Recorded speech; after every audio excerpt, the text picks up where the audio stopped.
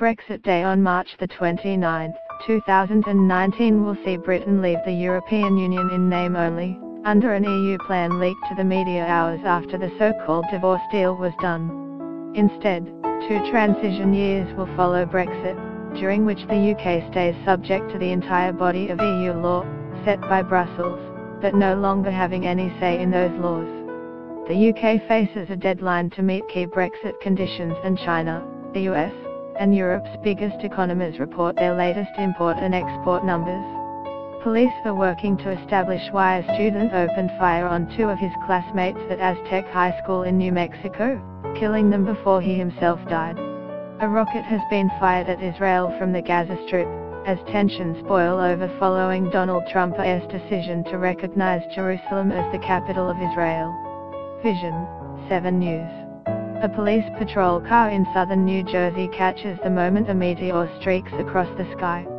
A Volkswagen executive who oversaw emissions issues has been sentenced to 7 years in prison for his role in a diesel emissions scandal.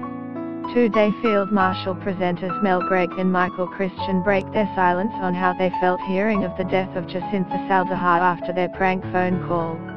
Lifeline, 13/11/14 Uber paid $100,000 to a 20-year-old Florida man, who stole company data, to destroy the information and keep quiet about the breach.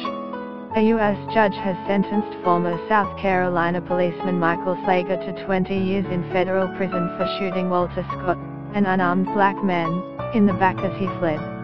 The UK faces a deadline to meet key Brexit conditions, and China, the US, and Europe's biggest economies report their latest import and export numbers. The UK will stay in the customs union and the single market for that time, and would have to abide by their rules such as the free movement of labour. The document implies the UK government has already agreed to these conditions, and European Council President Donald Tusk also gave that impression. As you know, the UK has asked for a transition of about 2 years, while remaining part of the single market and customs union, Tusk said.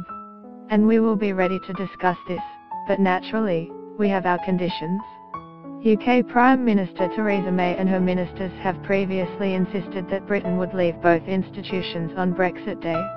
In a statement to Parliament in October, May said, "As we leave the European Union in March 2019, we will leave full membership of the customs union and full membership of the single market."